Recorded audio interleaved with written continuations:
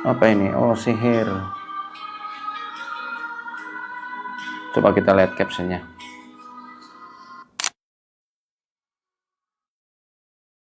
Ini banyak banget yang ngirim video Mbak Lulu ini di DM kami ya. Dan admin kami melacak beliau terduga kena sihir atau santet. Nah, ini coba kita mau lihat tanda-tandanya yang ada di caption. Pertama, muntah darah berkali-kali. Dicek nggak ada sakit apapun. Kecelakaan mobil sampai hancur. Malam sebelumnya mobil nyala sendiri. Badan banyak memar, nggak sakit, tapi udah berbulan-bulan bolak-balik masuk rumah sakit. Ya Allah. Banyak kejanggalan aneh di rumah, mulai dari ledakan, suara-suara, barang pindah dan jatuh, bayang-bayangan aneh. Oh, ini tadi yang di video itu ya, kayak bayangan apa ya, monster. Kayak apa kalau orang kita bilangnya gendruwo kali ya. Apapun itu, wallahu a'lam bishawab. Jelas ifrit itu. Banyak kaca tiba-tiba pecah.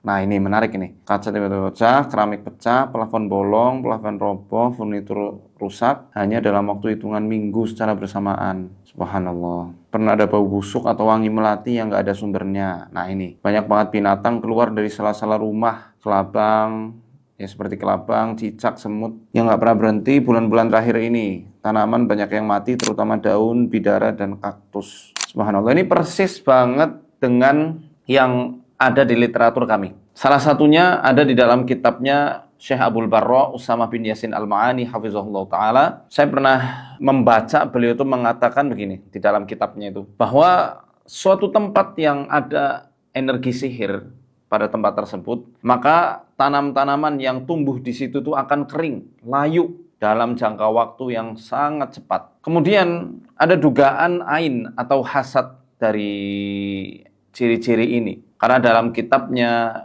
Fadilatul Syekh Wahid Abdus Salam Bali, rumah beliau juga pernah kena ain dari orang lain. Padahal beliau ulama ahli ruqyah juga pernah kena rumahnya. Hingga di temboknya itu dipenuhi dengan belatung-belatung. Kemudian beliau ruqyah, alhamdulillah selesai. Dan saya juga pernah konsultasi dengan syekh saya tentang suatu rumah yang tiba-tiba keluar api sendiri.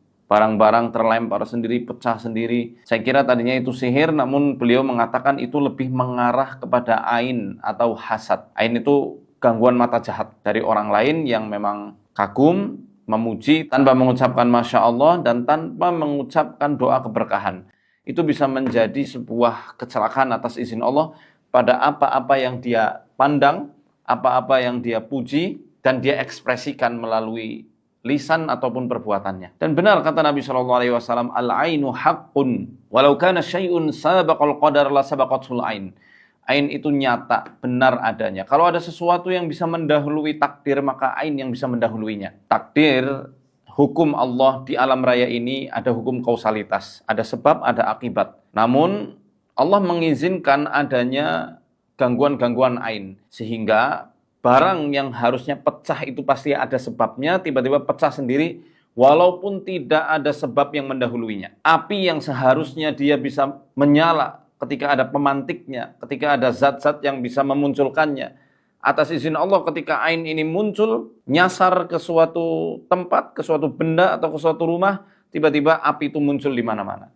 Termasuk juga kendaraan. Zaman sekarang kendaraan manusia itu bukan menggunakan onta, bukan menggunakan kuda lagi, tapi menggunakan mobil, motor, dan lain sebagainya. Nah, zaman dulu, onta-onta yang terlihat gagah, terlihat megah, ketika dipandang oleh orang yang punya hasad, ainnya melesat, maka onta itu bisa langsung menggelepar dan mati. Ini bisa teman-teman simak di Zadul Ma'adnya Ibnul Qayyim maupun di dalam kitab At-Tibbu An-Nabawiyyu, di mana ada sebuah kisah dari Abdullah As-Saji. Beliau punya onta yang banyak sekali, ada orang yang memang benar-benar hasad, dipandang ontanya itu, sampai ontanya yang banyak itu semua menggelepar, hampir mati, sekarat ontanya. Abdullah As-Saji tahu ini pasti ain dari orang.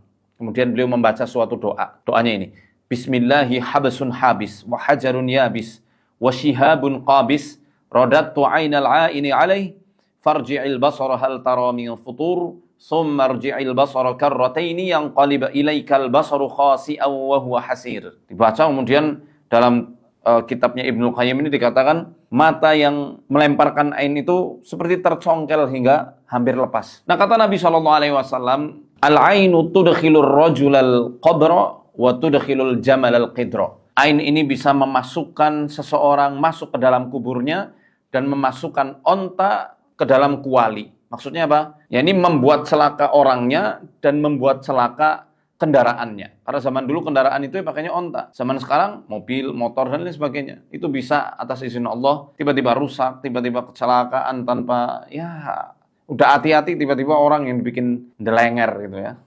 Kemudian nabrak. Ada aja kayak musibah datang itu nggak disangka-sangka dan beruntun. Kalau ain ini lebih membahayakan daripada santet. Santet itu butuh waktu, butuh langkah demi langkah. Harus ada yang namanya ritual, harus ada yang namanya tumbal, harus ada yang namanya waktu-waktu tertentu yang memang sudah disyaratkan oleh para setan supaya sihir itu manjur. Tapi kalau ain nggak perlu yang namanya ritual, nggak perlu yang namanya tumbal, nggak perlu yang namanya waktu-waktu tertentu. Ketika orang itu memang benar-benar memiliki iri dengki, dia memiliki kekaguman yang kemudian dia ekspresikan tanpa mengucapkan Masya Allah, tanpa mengucapkan doa keberkahan, maka itu bisa langsung melesat dengan sedemikian kerasnya. Sampai, subhanallah tadi, sampai muntah darah ya. Ya semoga Teh Lulu diberikan kesembuhan yang sempurna oleh Allah, umur yang panjang, dan juga semua gangguan-gangguannya hilang. Nah, terkait penyakit-penyakit yang dialami oleh Teh Lulu ini persis salah satu ciri dari ain. Kalau saya malah cenderungnya ini ain ya. Kenapa? Dari semua yang ciri-ciri yang tadi disebutkan ya, itu adalah tanda-tanda orang yang kena hasad atau kena ain. Di antaranya seperti doa Nabi Shallallahu Alaihi Wasallam, Allahumma adhib anhu harral aini wa bardaha wa wasabaha. Ya Allah, hilangkan darinya harral ain, panasnya ain. Panasnya energi dari ain, dinginnya energi dari ain, dan al-wasab. Wasab artinya penyakit yang terus-menerus muncul, sudah diperiksakan ke tabib, ke dokter ya, tapi tidak ada diagnosa yang jelas. Kemudian penyakitnya kambuh-kambuhan terus walaupun sudah minum obat dari sana sini, minum herbal, tapi tetap aja seperti itu. Maka ini yang disebut dengan al-wasab. Jadi penyakit yang nggak jelas asal-usulnya dan terus-menerus ada. Coba nanti bisa dibacakan oleh suaminya kepada istrinya, Allahumma adhib, ya kalau ini kan perempuan, Allahumma adhib anha harral aini wa bardaha wa wasabaha. Kalau untuk laki-laki, Allahumma adhib anhu harral aini wa bardaha wa wasabaha. Kemudian baca doa Bismillahi arqiq min kulli syai'in yu'dik min syarri kulli nafsin aw aini hasidin Allahu yashfik bismillahi arqiq. Diulang-ulang terus doa ini. Dan jangan lupa baca muawwidhatain, Al-Falaq dan surat An-Nas. Semoga membantu dan semoga lekas sembuh. Amin Allahumma amin. Barakallahu fikum. Assalamualaikum warahmatullahi wabarakatuh.